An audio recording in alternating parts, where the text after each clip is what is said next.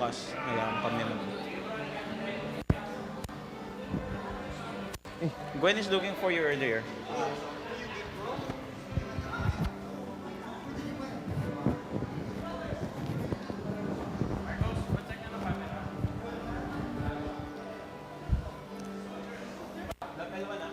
Thank you, sir.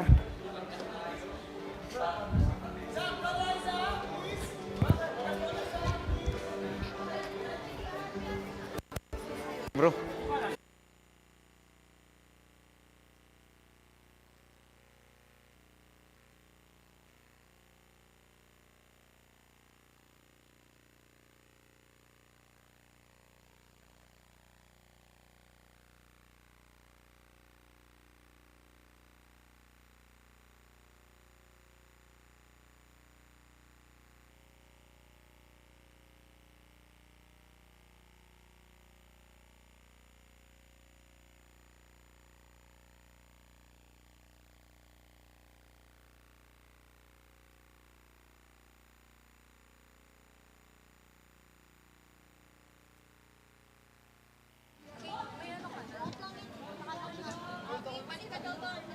Mike. Hello. Sound check.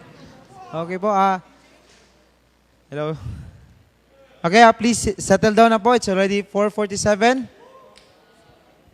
Settle down na po yung per group. Okay? Upo na po kayo.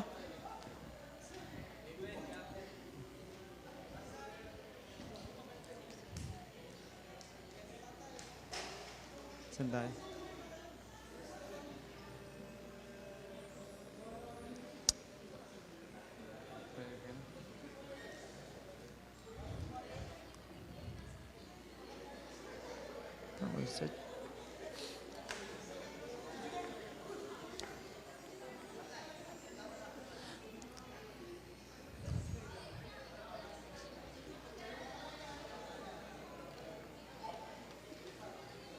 Okay.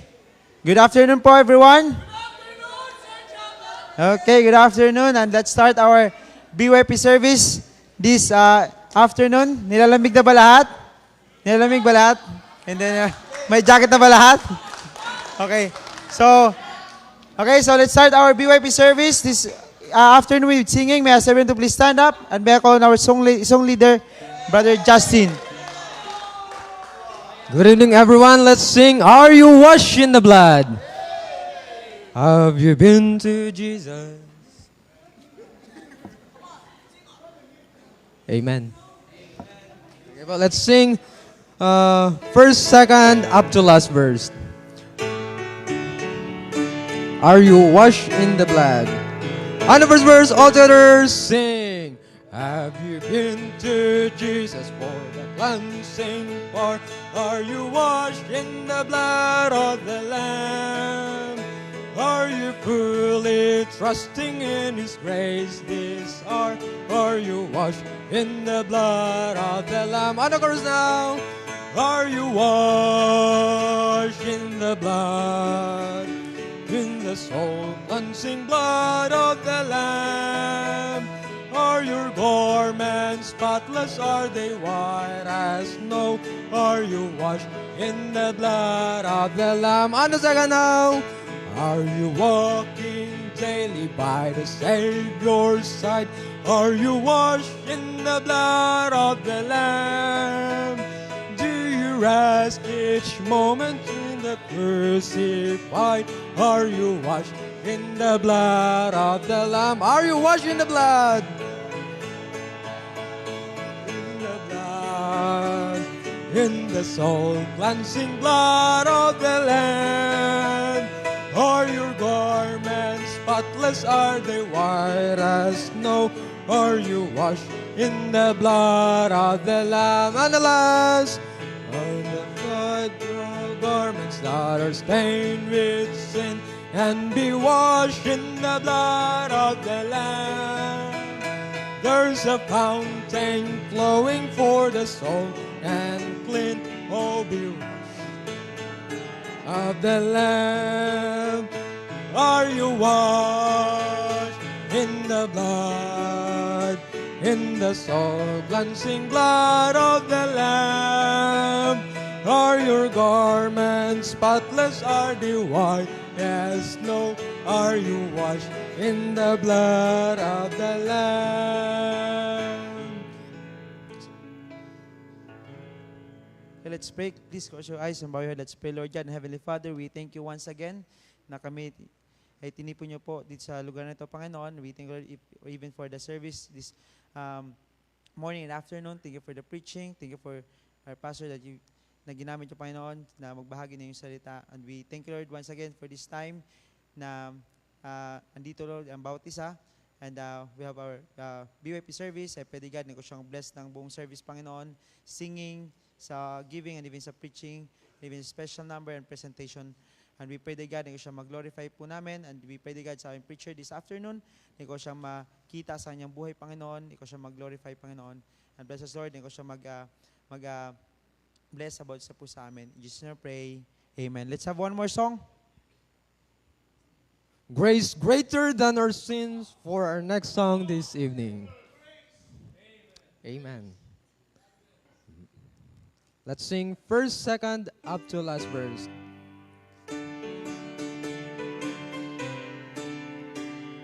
On the first verse, all together, sing. Marvelous grace of our loving Lord, grace that exceeds our sin and our guilt. Yonder on Calvary's Mount outpoured, where the blood of the Lamb was spilled. Praise, praise, God's grace, grace that is blood and cleansed within.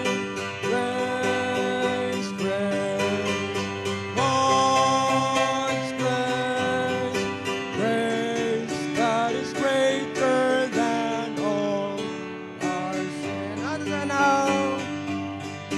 'Cause the sin and despair flow, filled in that soul with lost grace that's greater, yes, grace untold, points to the refuge, the mighty cross. On the course now. Grace, grace, God's grace, grace that will pardon and cleanse within.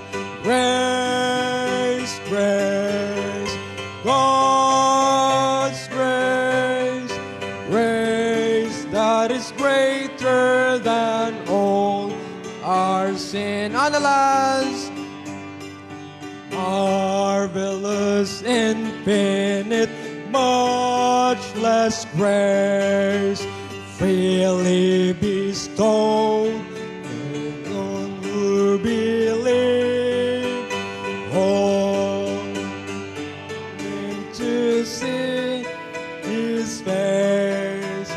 Will you this moment His grace receive? Grace, grace, God's grace, grace that will pardon and cleanse within.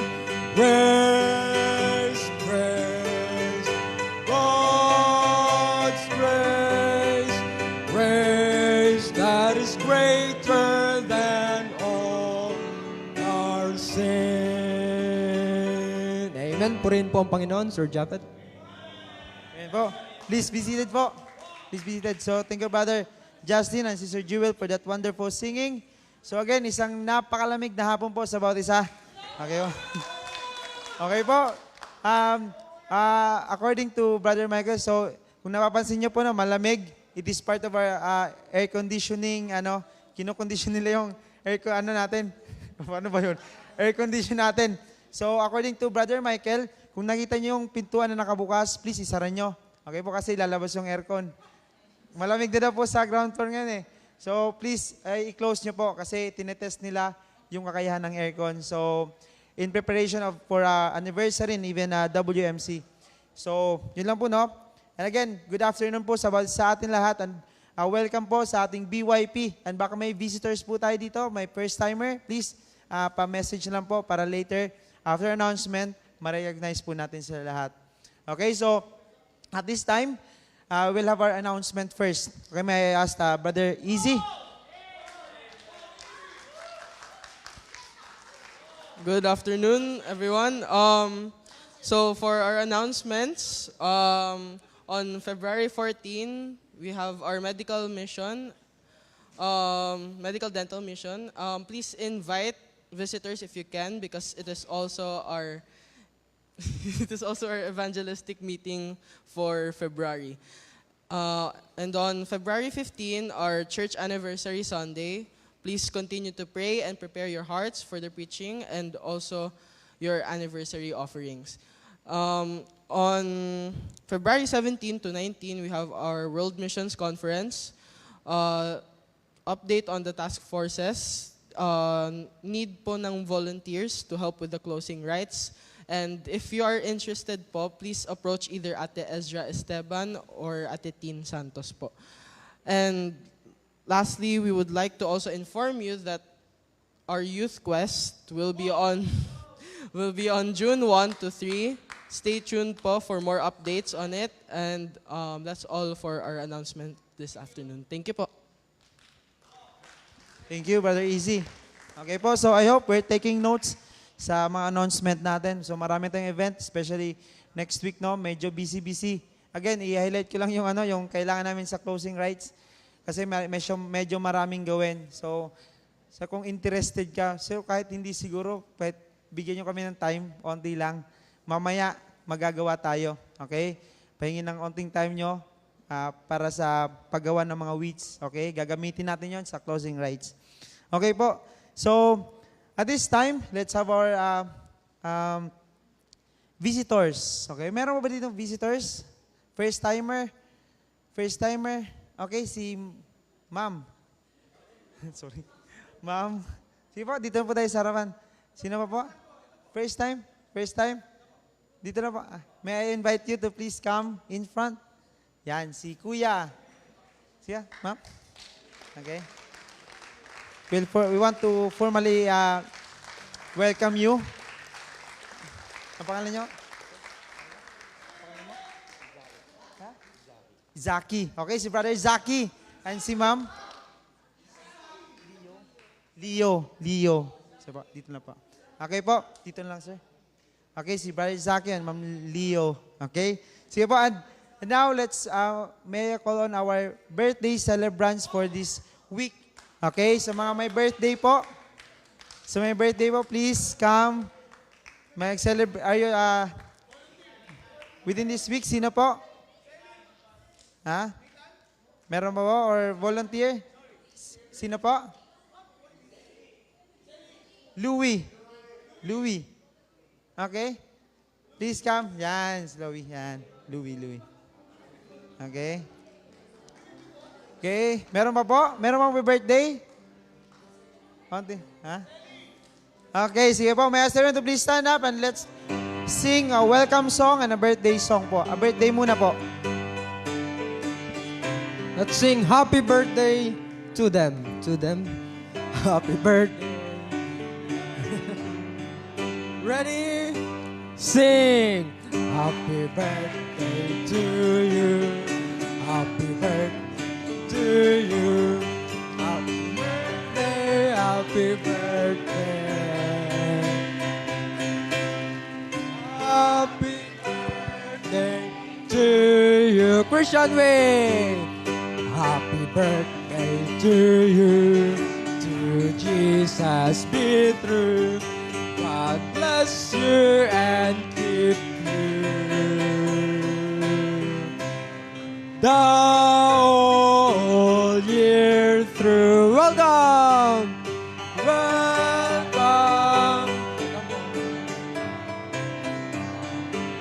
You are here. Take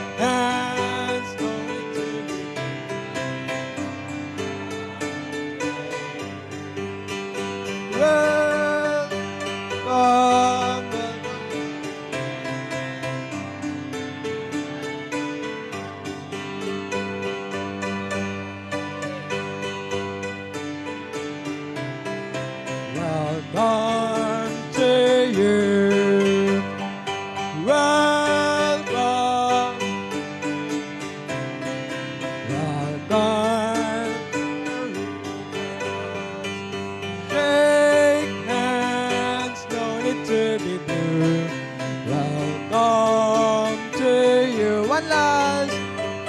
Welcome. Welcome are with us. Shake hands, no need to be moved. Welcome to you. Oh. Tama na po, tama na po. Amen. Hello. Birthday po ni Suzanne. Si Suzanne po, birthday niya. Birthday din po ni Kuya BJ, ni atin ni...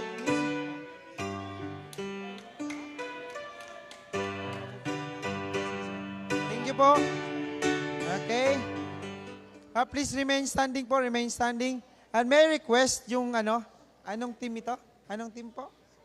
Soldiers. Pwede po, mag-move na lang tayo dito. Yan. Kasi sobrang laki ng gap.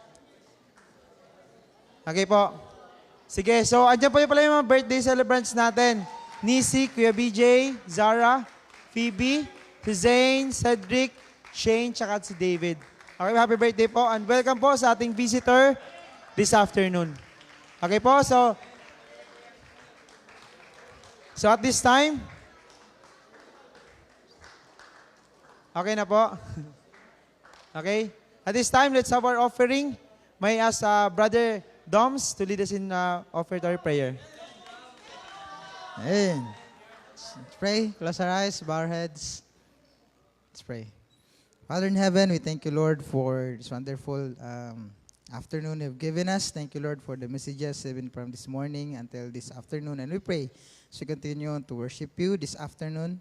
Even we pray, Lord, that you will continue to guide us. If there be any sin that will hinder us, Lord, pray that you will forgive us. Pray, Father, that you will bless our offering.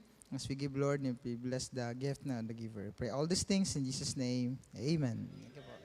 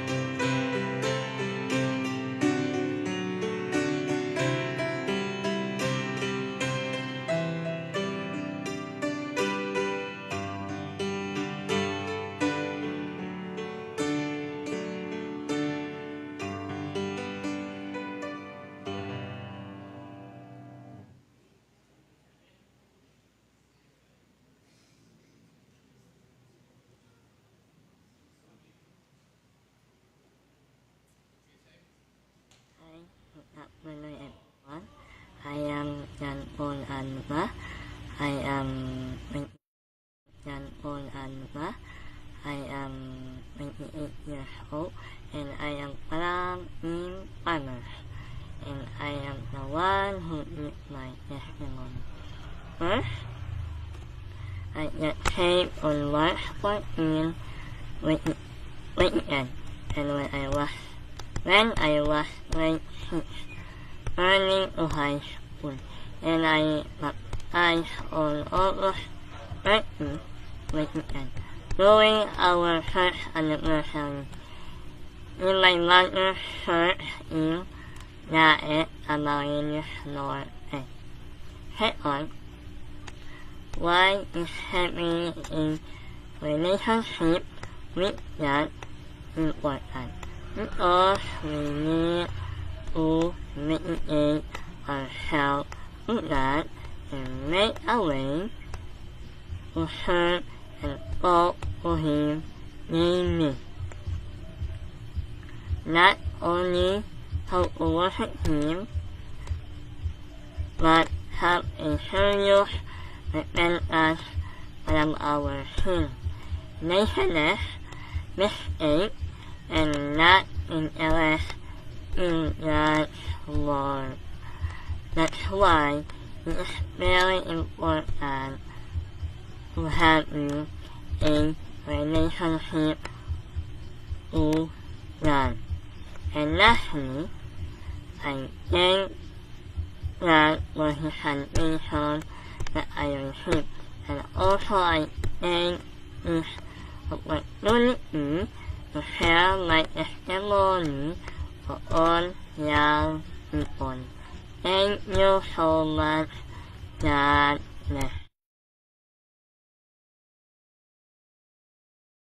Okay, so thank you very much for that testimony. And next time, sa inyo naman yung marinig namin. No? And I hope we're being blessed sa testimony ni Brother Paul. Okay po, at this time, we'll have our presentation. So please, wala pong ano.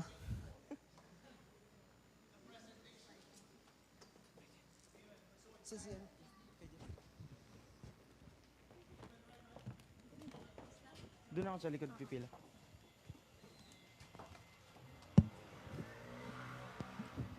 Low, low.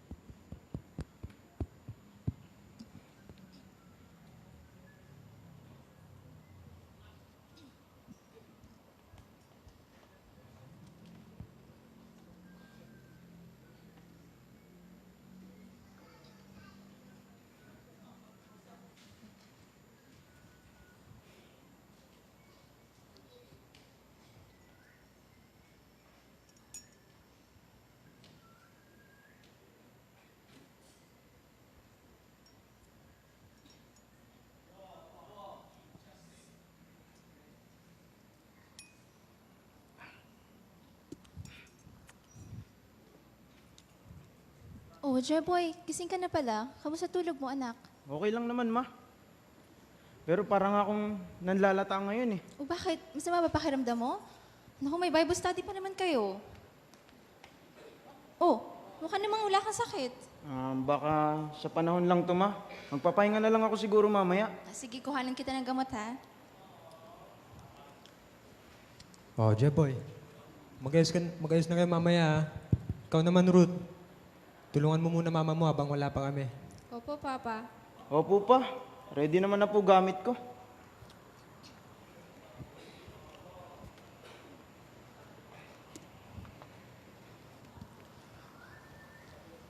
Kuya, ang ganda ng devotion ko kanina, oh. Mamaya na lang, Ruth. Hindi maganda yung pakiramdam ko.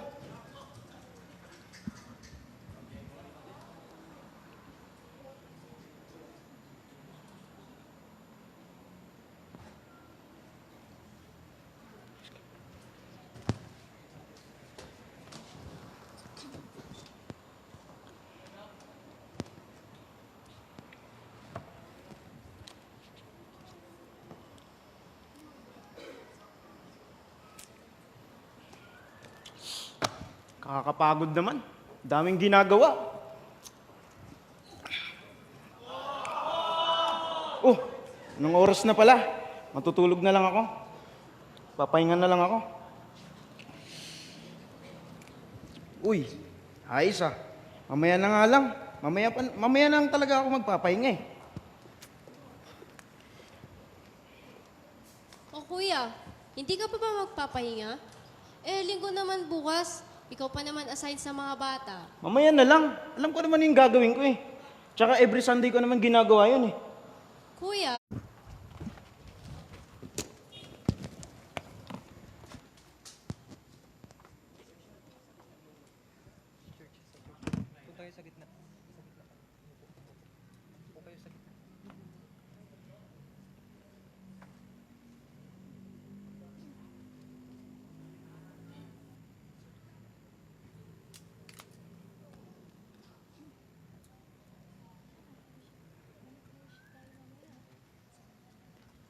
Nakaka-bless naman yung preaching. Nakakatuwa rin kasi maraming nag-profess sa mga bisita natin. Oo nga eh. At doon mo din talaga makikita na marami pang hindi ligtas, no?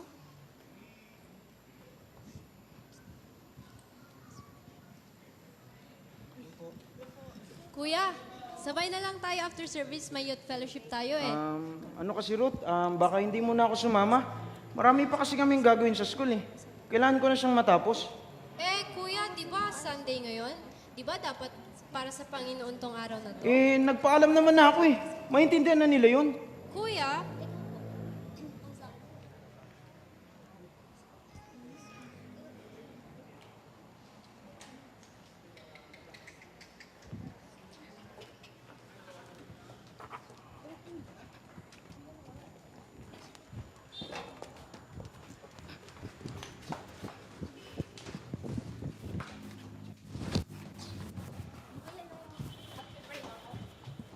Hindi pa.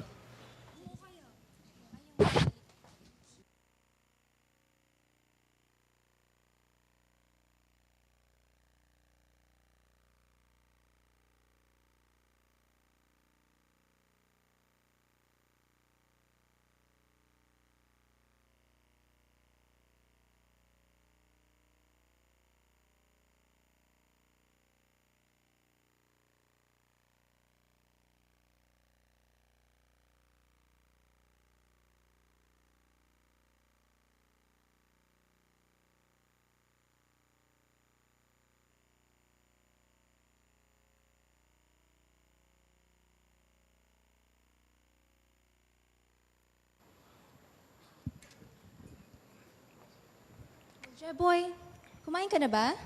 Opo, ma. O siya, mag-ayos ka na at sumama ka sa amin sa simbahan. Pwede bang di mo na ako sumama? Marami pa kasi akong gagawin eh. Alam mo, napapansin na kita ah. May problema ka ba? Wala naman, ma. O wala naman pala eh. Bakit ayaw mo sumama? Maka-attend man lang o maka-fellowship. Alam mo ba ang dami na naghahanap sa'yo? Asan daw si Jeboy? Bakit wala raw siya? Naku naman na. Sige na nga. Sasama na ako. Para wala na kayong masabi pa.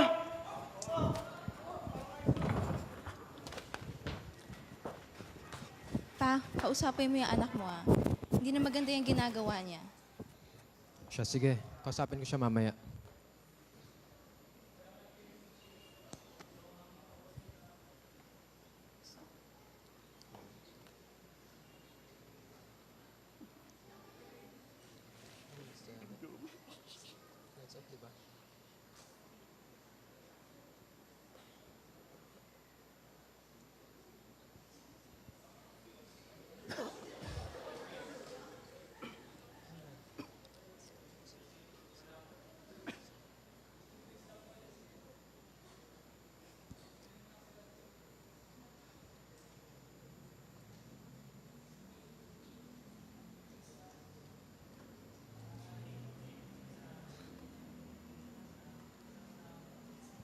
Guys, nakakainis naman. Tanong ng tanong. Pilit ng pilit. Lord, hindi ko na po alam kung anong nangyayari kay Kuya G-Boy. Pero, patuloy pa rin po akong nagtiwala at naniniwala sa inyo na babalik pa rin po siya. Nakakainis talaga. Ayoko nang pinipilit ako eh. Ba't ang dumi ng damit ko? Saan galing to? Kaya pala, si Mama, laging sinasabing kung okay lang ako. Si Ruth naman, lagi akong pinapasama sa youth service. Yung mga church member, lagi akong hinahanap. Palagi naman ako nandun.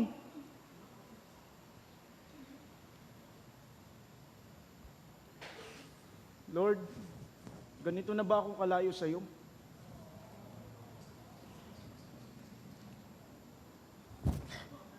Lord, hindi na po ako magpapalusot pa.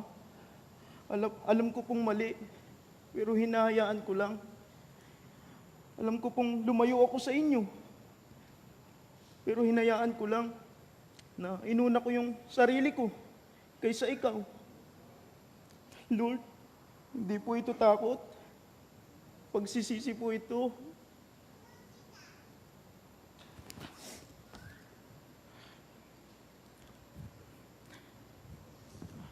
Ma, Pa, pwede po ba kayong makausap? Oh, Jeboy, dito ka. Kakausapin din kita. Ano ba nangyayari sa'yo? Ba't ganun mo lamang sinasagot yung mama mo? Ma, Pa, sorry po talaga. Alam ko pong may mali sa akin. Ramdam ko pong may mali. Pero hindi ko po talaga maintindihan eh. Nahihirapan po ako. Anak, alam mo naman na pwede mo kami kausapin sa mga ganyang bagay, di ba? Akala ko kasi ma, sapat na yung ginagawa ko. Akala ko, ligtas na ako kasi nasa church ako. Pero sa totoo lang ma, napagod po ako eh. Na ginagawa ko po yung mga bagay na wala na yung Panginoon sa puso ko. Ma, Pa, sa tingin ko po, hindi pa po talaga ako ligtas.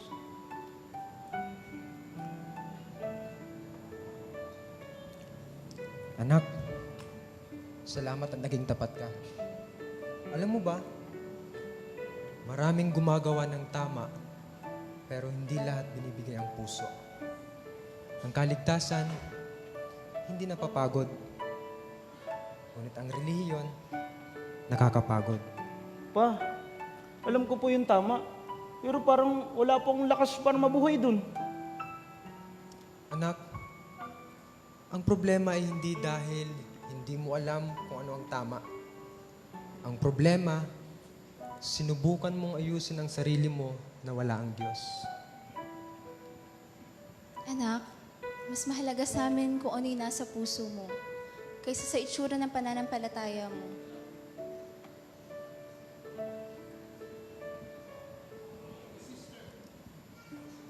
Kuya, sorry po. Kasi nagkulang ako sa inyo. Hindi mo kasalanan, bunso. Ako tong may kailangan ng tulong. Anak, hindi lahat ng lumalapit sa Diyos ay agad naliligtas. Pero yung mga taong umaamin na kailangan siya, yun ang simula.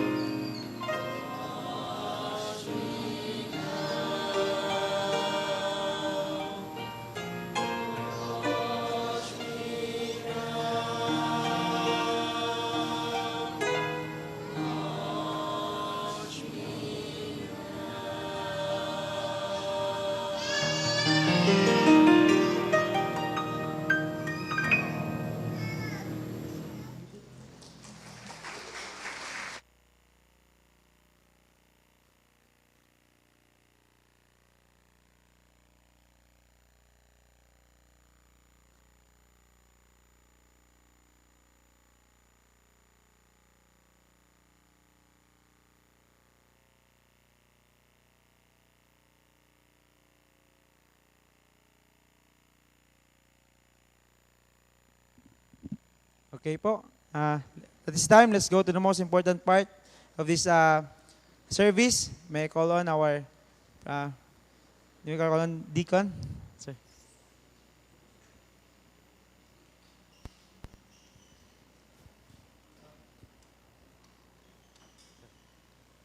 Thank you, Brother Japheth. Magandang gabi sa bawat isa. Good evening.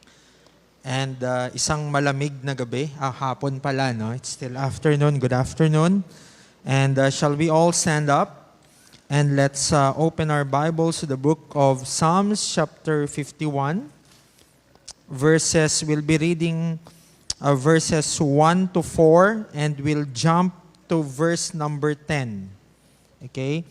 Psalms chapter 51, verses 1 to 4 and verse number 10. Okay, so let's read this all together. Are you there? Say amen. Okay, so Psalms chapter 51, verse number 1 to 4 and verse number 10. Verse number 1, ready, begin. Have mercy upon me, O God, according to thy loving kindness, according unto the multitude of thy tender mercies, blot out my transgressions. Wash me thoroughly from mine iniquity, and cleanse me from my sin. For I acknowledge my transgressions, and my sin is ever before me. Against thee, thee only have I sinned, and done this evil in thy sight, that thou mightest be justified when thou speakest, and be clear when thou judgest. Verse number 10, ready, go. Create in me a clean heart, O God, and renew a right spirit within me. Let's pray. Father in heaven, we thank you, Lord, for this afternoon. Thank you, Lord, for the privilege that we can come together and worship you in spirit and truth. Thank you, Lord, for the presence of each one. And I pray, Lord, that as we tackle this important challenge in the life of every believer, and that is the need for true repentance, I pray, Lord, that you'll be the one to just guide us. May the Holy Spirit be our teacher, our guide. May you anoint my lips, even as I share the lesson this afternoon, this evening. And Father, we just pray that your name will be glorified and magnified. And I pray, Lord, that after this message, truly, Lord, we will come out of this, go out of this auditorium with a renewed heart, a clean heart, just like David. And Father, we just commit to you all these things. In Jesus Christ's name we pray. Amen. Okay, you may take your seat. So our lesson for this Sunday is, of course, our series. I entitled it, Facing Life's Challenges. And this afternoon, we'll be looking at repentance and the need for true repentance. No, yung pangangailangan natin ng tunay na pagsisisi. Okay, and I believe we have seen a glimpse of our topic even in the presentation earlier. So there was this one time, there was once this man who noticed that his car, he was driving, okay, and I believe we have a picture in the PowerPoint. Okay, this car, this man was once driving, and he noticed that his car was always pulling to one side. I don't know if you have experienced that, those that are driving, especially yung mga vehicle ng Bethany, no? Talagang parang baka nakikipag-away ka pa, no? Lalaki yung muscle mo ng probably the right, the right arm. I don't know. Tingnan niyo si Kuya Brent, malaki na yung muscle niya, no? Kaya lang yung isa lang, Kuya Brent, no? Hindi, kasi puro nagpupull sa right, no? So at first, this man, though he noticed that the car he is driving is pulling to one side, actually there are a lot of reasons for that. No? Sometimes the tire is flat, okay? And sometimes, of course, merong problem mechanically, no? And sabi niya, he ignored it at first. And he said, it's not that bad, he said. But weeks passed, and the problem grew worse. One day, the tire suddenly burst on the highway, and he was forced to stop. Many people treat sin the same way. They feel something is wrong in their heart, but they ignore it. They say, it's not that serious. I think I'm still okay. I'll deal with it later. But sin, when left unchecked or uncorrected, will always lead to greater damage and danger. Tonight, we'll talk about, as I mentioned, repentance. It is God's way of stopping us before we go farther down the road, before we experience greater danger. The question for us this afternoon is there a sin in our lives that though we have been a Christian for quite some time, we are still struggling with it? Meron bang kasalanan na bagaman tayo ay ilang taon ng Kristiyano, ay talagang tayo ay nahihirapan pa rin na kumawala sa kasalanan na yon? And I believe when I ask that question, immediately in our mind, we have answered it. Okay? It is at the top of our mind because we have been struggling with it maybe for quite some time. It is a sin that is persistent. Though we tried to run from it, it is as if it has become our shadow. Wherever we go, maybe it would seem that it follows us. And maybe we thought We could not overcome it until the Lord calls us home. The passage that we have read, by the way, was a Psalm of David when he repented of his sin of adultery with Bathsheba and the murder of her husband Uriah. And we'll be looking at 3 points this evening concerning repentance. Okay, concerning repentance. The first point is the definition of repentance. Kailangan maunawaan natin ano bang ibig sabihin ng repentance, yung tunay na repentance o yung tunay na pagsisisi. Ano bang ibig sabihin nito? Unang-una, we will define it by mentioning what it is not. Okay? The first one, repentance is not reformation. It is not the act of turning a new leaf. Now, do sa mga Bible college students sa doctrine of theology, we have studied this in the yung mga vocabulary of salvation, yung sa conversion, di ba? Repentance and faith. Okay? Repentance is not reformation. It is not the act of turning a new leaf. Anong ibig sabihin nun? It is not trying to clean up our life in order to be accepted by God. Sometimes we think we have sinned, there is this persistent sin in our lives, and we will say, starting January 1, from this day forward, I will no longer blank, blank, blank, blank. Okay, you can fill in the blank. By next week, starting tomorrow, Lord, this will be the last time that I will commit this sin. Tomorrow, I will no longer do this blank. But oftentimes, we see ourselves doing the same thing. Repentance also is not remorse. Okay? Remorse is a regret of the consequence or fruit of one's offense. Okay? Nagkakaroon ka ng regret kasi nahuli ka. O, binagsak ka ng teacher mo because you were caught cheating.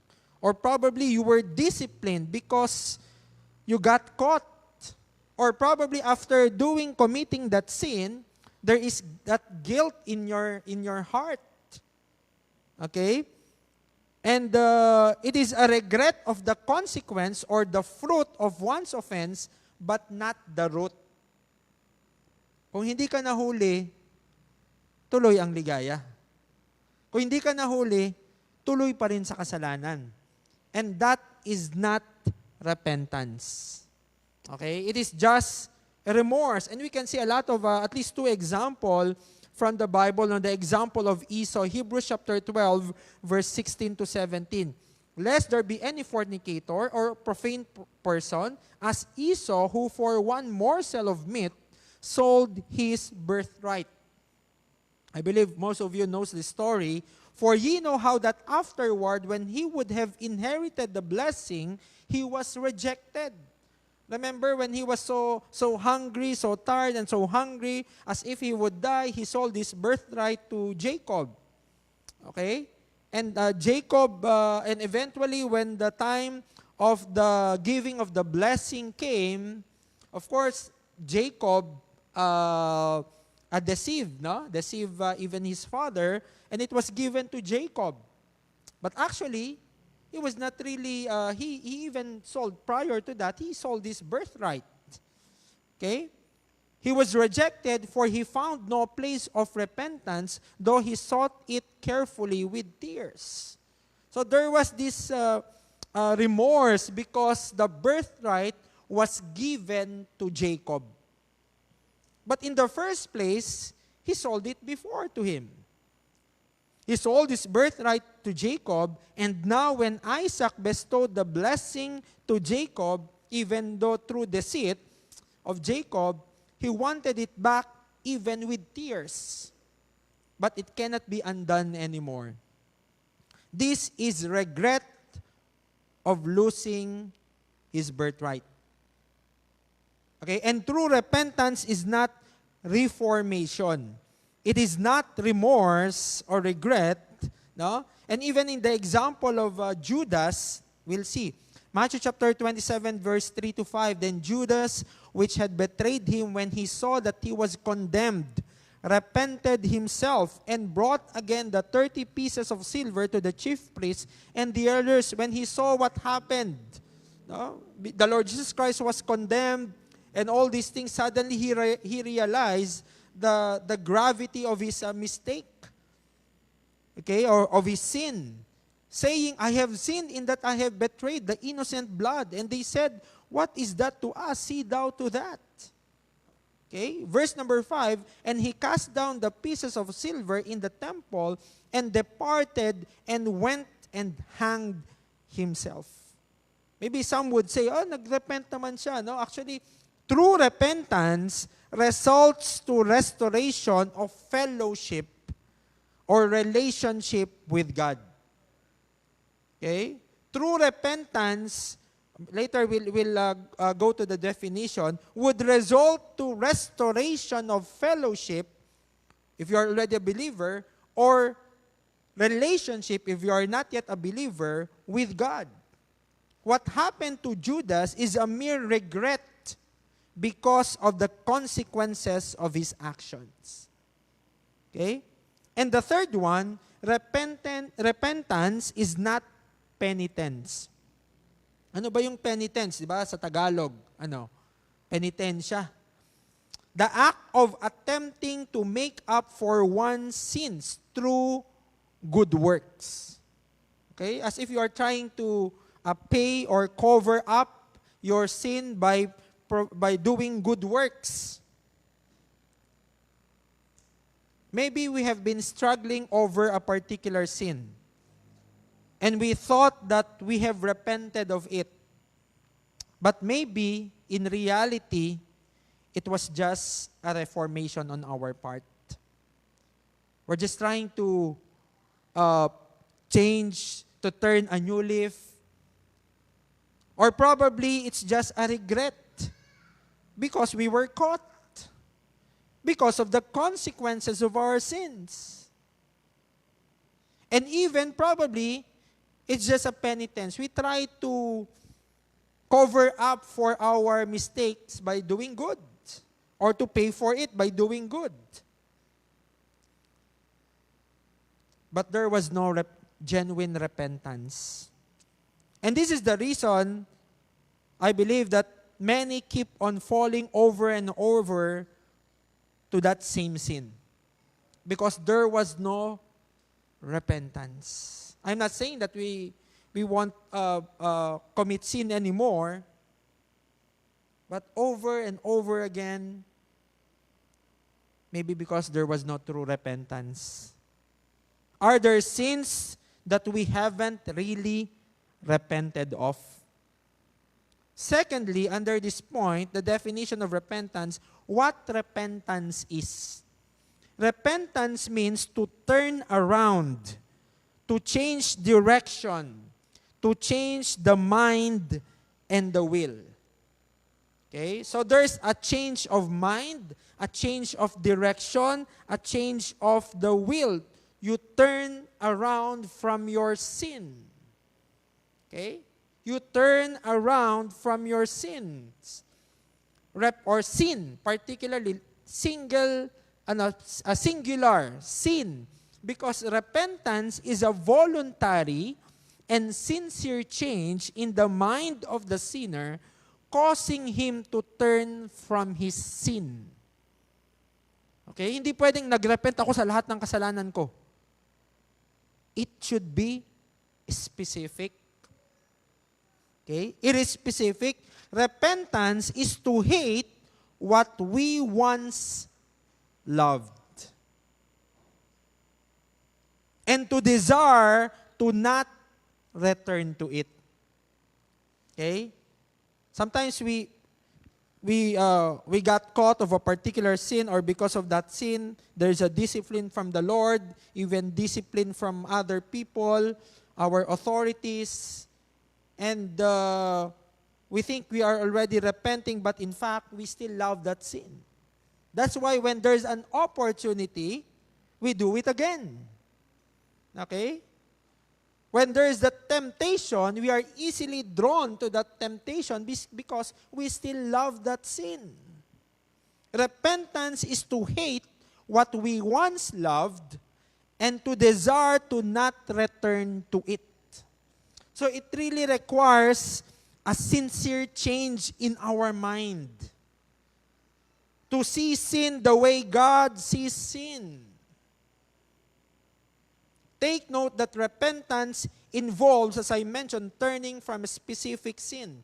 That's why in salvation, when a person repents, he is actually repenting or turning away from the sin of rejecting Christ. Remember, no, I talked to someone, and when I was, because this is important, especially in our country, most of the time it is faith in the Lord Jesus Christ plus good works, or basically good works. And people would think that Jesus Christ is my Savior, but in reality, they are saving themselves. Okay? So when I talked to someone, I told him, "Are you sure you're going to heaven when you die?" Sabi niya, "I'm not sure." "Why?" Sabi ko, "Because I'm still committing sin." Then I said to him, "In your belief system, if you are not sure because you are committing sin, that means to be sure, you will no longer commit sin." Sabi niya, bigla napaisip siya, yes.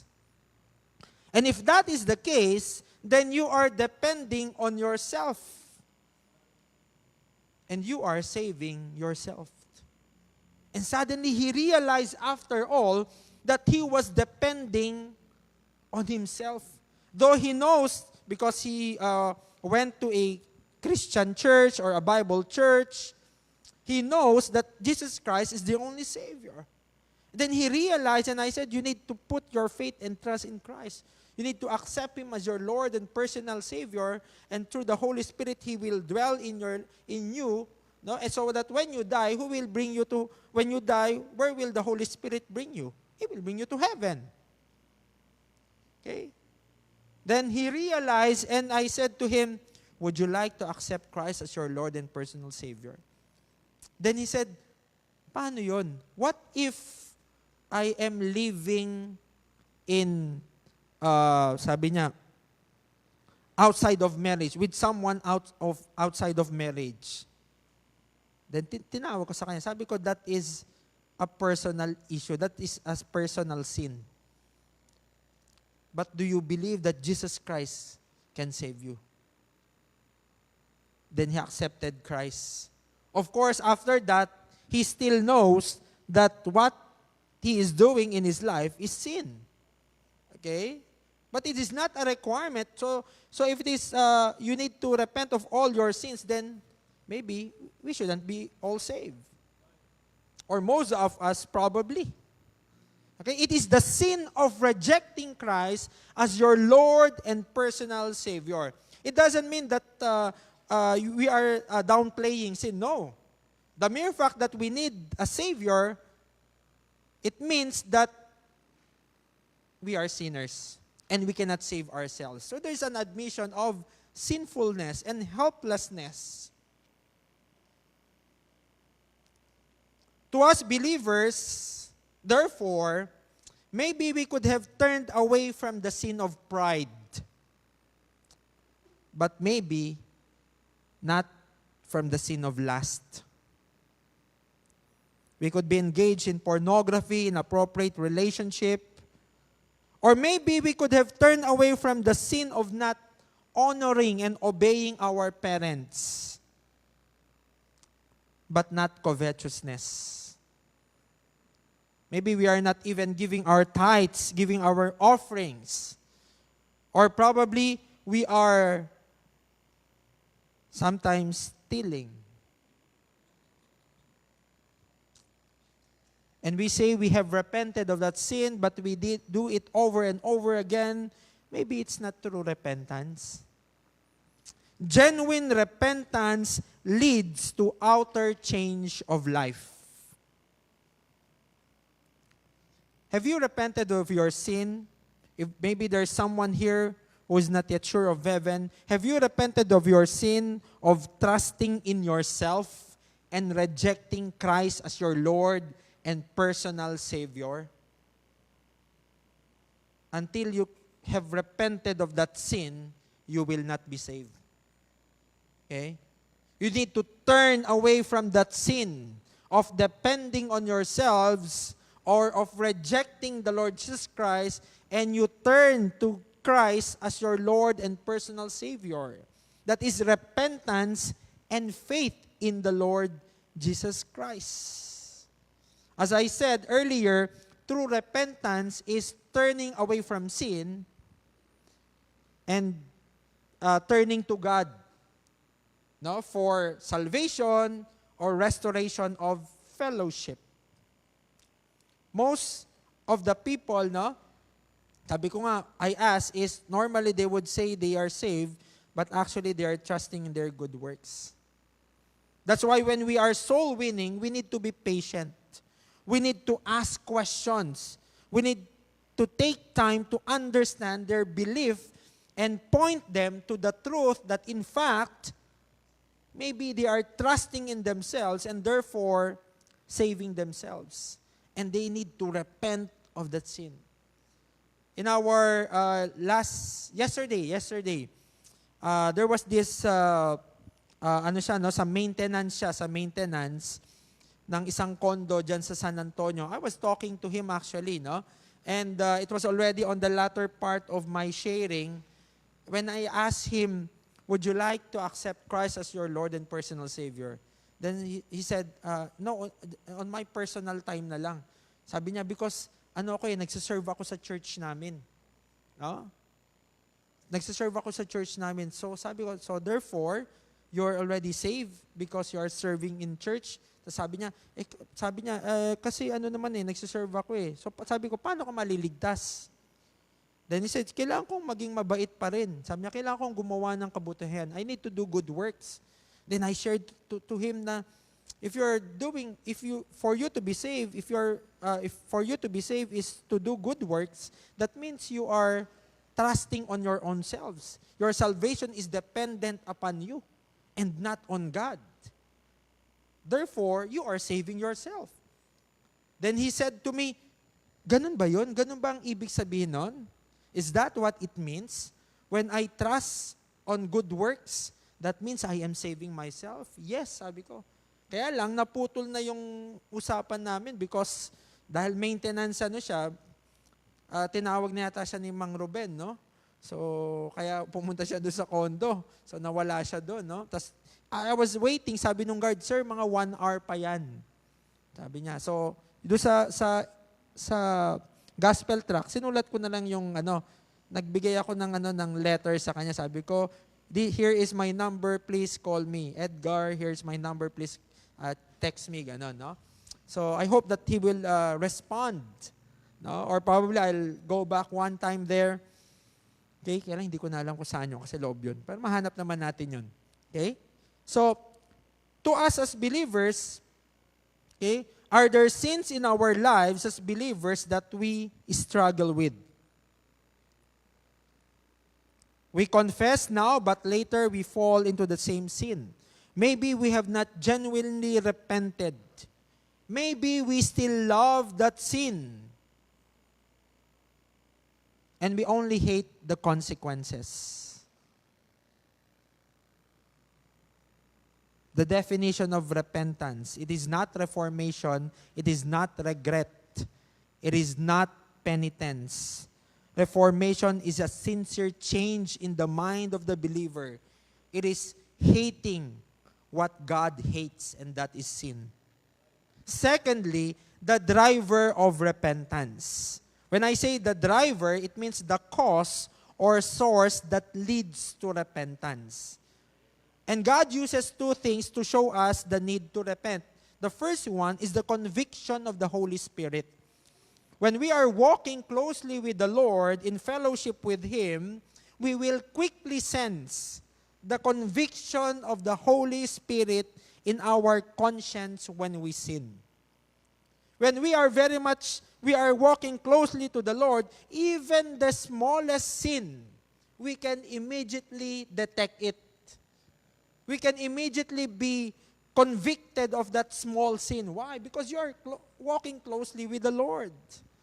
Probably just a negative thought about a person, ay, yabang naman ito. Ay, Lord, sorry po. Okay? Because you're walking closely with the Lord. Okay? O kaya probably you cut a person, no, sa line. Uy, sumingit ka, no? Then na-realize, mali pala yung ginawa ko. Lord, sorry po. Sige po, sir. Nauna po kayo. Even those smallest things. Because you are walking closely with the Lord. But if you are living in sin, and you have hardened yourself, your heart to the Lord, then it's hard to sense the conviction of the Holy Spirit. Kung minsan seared na yung conscience natin, lalabas dito, papasok dito, lalabas dito, walang effect sa atin. No, parang yung seared conscience, 'di ba? Dead na. Hindi naman dead totally, no, pero kalos na. Kinalyo na. Maybe you had a negative thought to someone, no? Or probably you glance at your seatmate's answer. I don't know if it is intentional or not. Okay, probably you were tempted because you want to get a high grade. Then, Lord, sorry po, Lord. No? Mali po yung ginawa ko. You immediately confess that to the Lord. Or a lustful thought came into your mind. 1 John 1:9-10, the verse says, if we confess our sins, He is faithful and just to forgive us our sins and to cleanse us from all unrighteousness. If we say that we have not sinned, we make Him a liar, and His word is not in us. So actually, yung pinakamasakasalanan, those people that are walking closely with the Lord. Because even the smallest, simplest sin, sabi na natin, quote and quote, you would recognize that. You would be convicted. Because you are walking closely with the Lord. Confession means that we agree with God that it is a sin. Lord, mali yung ginawa ko. It is admitting that what we did or what we thought of or said was wrong. And first and foremost, it offended God. Okay? It offended Him. Are we walking closely in fellowship with the Lord, that we are sensitive to the conviction of the Holy Spirit every time we sin? Or have we been so deep in our sin that it has already seared our conscience? Is there a sin that has been long unchecked, that it becomes so loud that we can no longer hear God's still small voice? Psalm 139 verse 23-24, search me, O God, and know my heart. Try me and know my thoughts, said David, and see if there be any wicked way in me, and lead me in the way everlasting. May we have that repentant heart, just like David. Search me, O God. Secondly, not only the conviction of the Holy Spirit is a driver or the source or the cause that leads us to repentance. Secondly, the confrontation from others. Ito medyo mas mahirap na to, no? Kasi yung Holy Spirit between you and the Lord. Imagine from other people. God also often uses other people to expose where we need to repent. This could come from a preaching of the pastor, your Sunday school teacher, or from a brethren in the Lord, and even from other people. It could be a personal confrontation, just like what Prophet Nathan did to David over his sin of adultery with Bathsheba and his sin of the murder of her husband Uriah.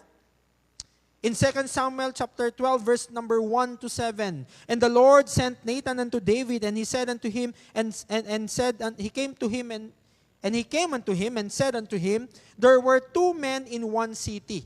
So nagbigay ng story, no? Si Prophet Nathan, the one rich and the other poor. Okay? Yan. The rich man had exceeding many flocks and herds. Okay? And but the poor man had nothing save one little ewe lamb, which he had bought and nourished up. And it grew up together with him and with his children, and it did eat of his own meat, and drank of his own cup, and lay his bosom, and was unto him as a daughter. So parang ano to, no? Dati pala, no? Hindi aso o pusa, yung lamb. Okay?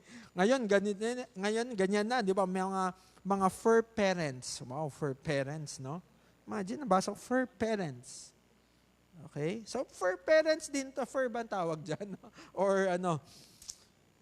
And there came a traveler unto the rich man, and he spared to take of his own flock, of his own herd, to dress for the wayfaring man that was come unto him. So, nag-story siya, no? Merong isang mayaman, merong isang poor man, meron lang siya nag-iisang lamb.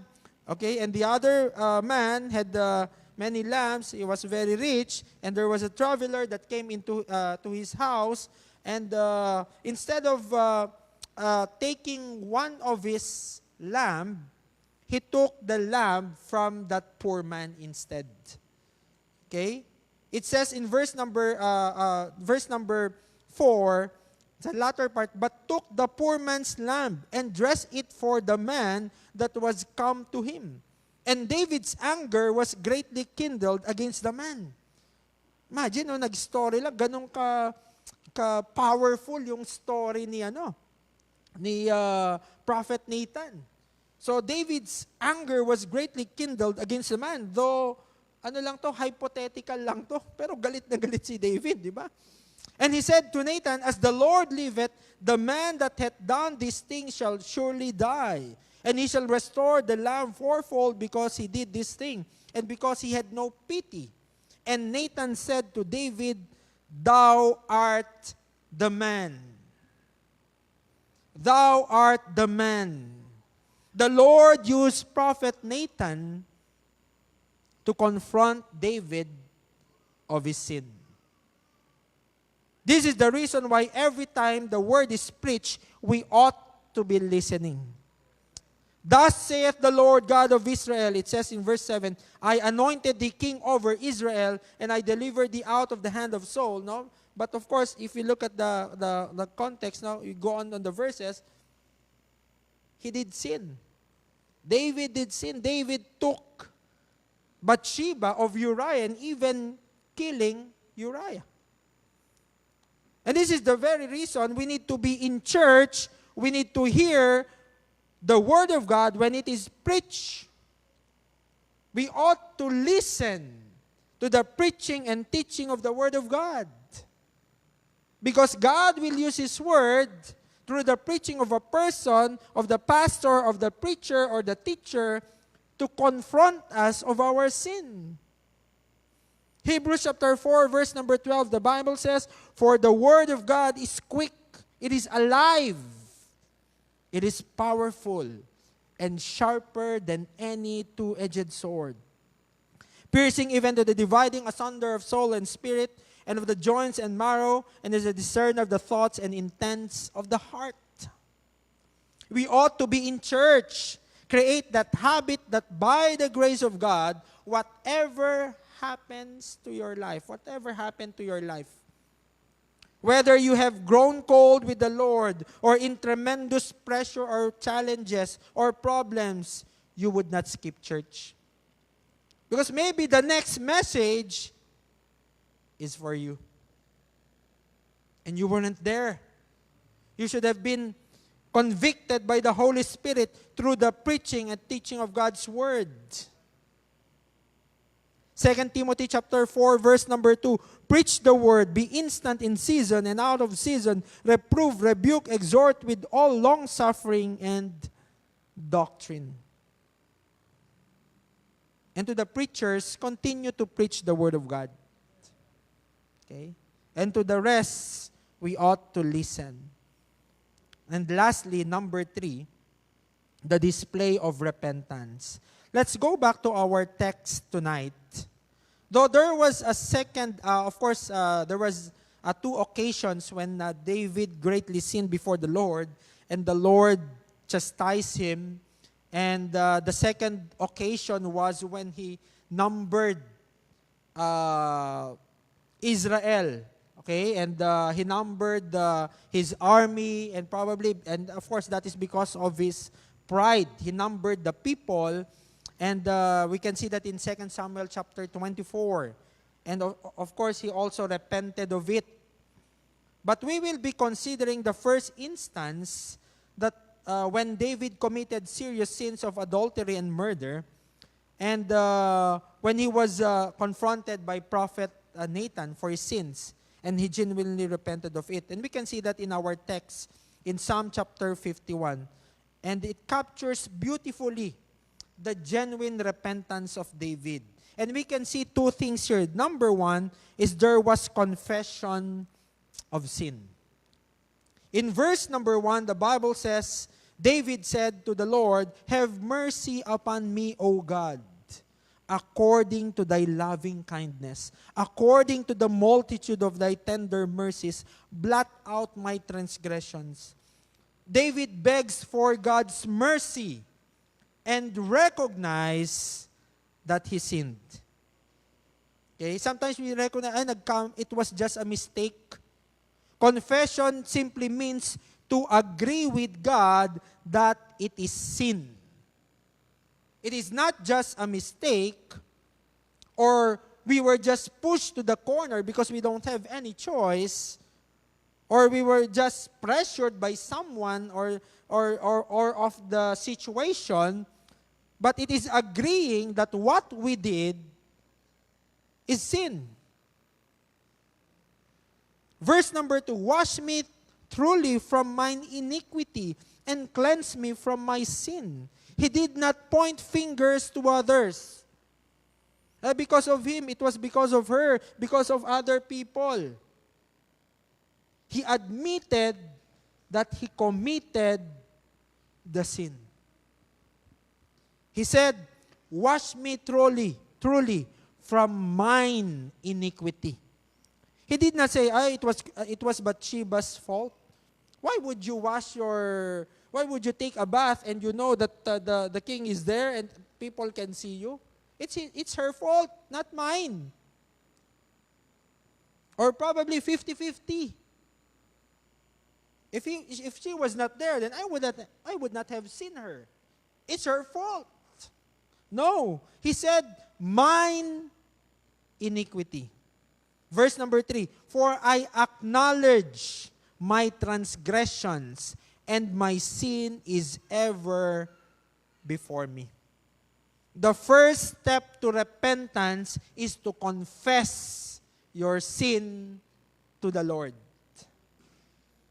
There is admission and consciousness of the offense.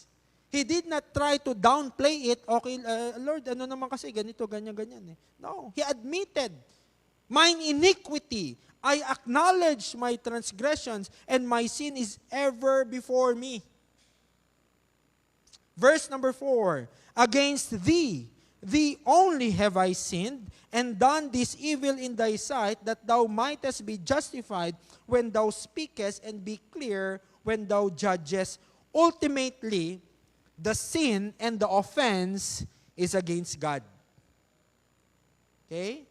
That's why even it is just a sin in your thought, you have already committed sin. You have already offended God. 2 people can agree to do what is not pleasing against God, or to do a particular sin, but while the 2 of them agreed, it doesn't make it right. You still have offended God. That's why people would say, I'm not hurting anyone, it's okay to do this. I'm not stepping on someone else's foot, it's okay to do this. No! Even though you're not stepping on someone else's foot, if you are sinning against God, you have sinned. First and foremost, it was an offense before a holy and righteous God.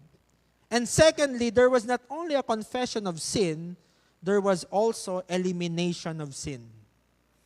Verse number 7 to 10, purge me with hyssop. Ano ba yung hyssop? It is a plant or herb that was used for the Hebrews in their sacred purifications and sprinklings. And he says here, purge me with hyssop, and I shall be clean. Wash me, and I shall be whiter than snow. And if you'll notice verse 7, sabi dito, purge me with thy hyssop, and I shall be clean. It is God who makes us clean. Not reformation, not penitence, or not remorse. It is God when we confess our sin to the Lord and turn away from that sin. And I shall be whiter than snow. Okay? It will be clean. Make me to hear joy. Okay, sabi dyan, make me to hear joy and gladness, that the bones which thou hast broken may rejoice. So imagine now, if we are living in sin and we are not repenting of our sins, it is to our disadvantage. The sorrow and pain will linger in our lives until we repent of that sin. Hide thy face from my sins and blot out all mine iniquities. Verse number 10, create in me a clean heart, O God, and renew a right spirit within me. Sabi niya dyan, create in me a clean heart. David did not only confess his sin, he wanted his sin to be removed, not just the consequences. Okay? A true repentant person will not only admit his sin, his offense, but also accept the consequences of his sin. Okay? People would say that they are repentant, they don't want to face the consequences of their sin. They're not really repentant. They just would like the consequences to be forgiven. Sometimes we confess our sins, but we don't really want it out of our lives because we love the sin. And that is not true repentance. David took seriously his sin. He confessed and wanted it to be out of his life through God's help. Are there sins that needs to be confessed to the Lord in our lives? Do we sincerely desire that sin we are struggling with be removed? Be removed. Be removed. God can create in us a clean heart. Eliminate this sin. If we come before Him with sincerity, confessing that we have offended Him, what we did is sin and offended Him, and that we want that sin out of our lives. In conclusion, God wants us to live a victorious Christian life. He does not want us to be strangled with sin, that we lose the joy of our salvation and our service to Him. He does not want us to live in despair, in guilt, in remorse, and defeat. His desire is that we repent now. Confess our sins, change our mind, turn away from that sin, and to have that changed attitude toward that sin, to hate that sin, so that we will be restored to Him. And we will see that there will be a change, outer change in our life. cut off the stronghold of sin in our lives by true repentance and faith in God. That means we turn away from that sin, we cling on to God. Similarly sa salvation, we turn from that rejection of sin and we turn to God. Turn away from sin and go back to God. True repentance leads us back to God's fellowship, to the believers, and joy that is found in Him alone. The need for true repentance. We'll be having a few moments of personal prayer. Wala tayong invitation, no? But I believe it's good to have a few moments of silent prayer, probably a minute, then I'll close in prayer.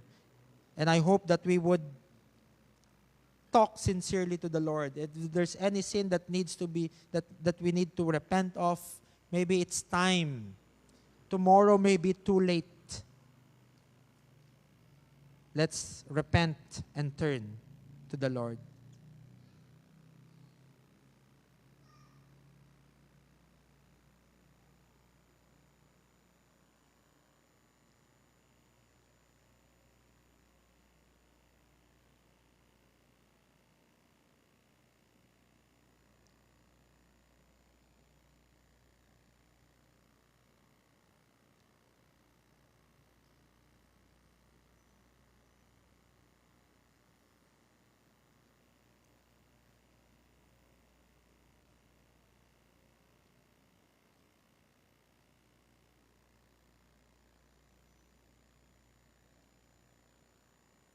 Father in heaven, we thank you, Lord, for this message that you have given us, Lord, this afternoon or tonight.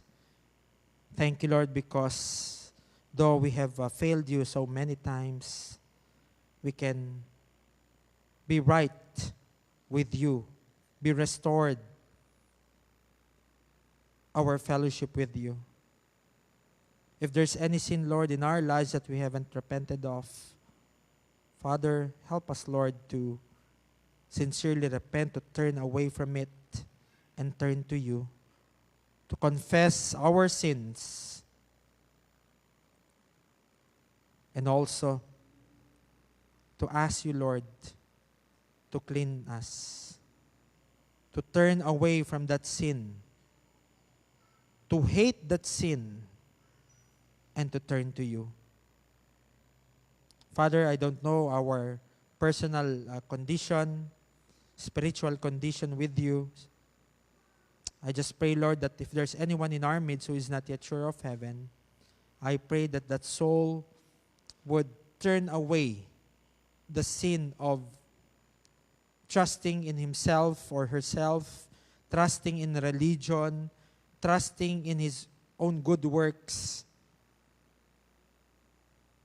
and the sin of rejecting your Son, the Lord Jesus Christ, to put his or her faith in the Lord Jesus Christ as his Lord and personal Savior, to invite him to come into his life. And I pray, Father, to us believers, that this lesson, Lord, will not end here, that we would continue, Lord, to search our hearts. If there's any sin or wickedness, help us, Lord, to make it right with you. Even as we approach our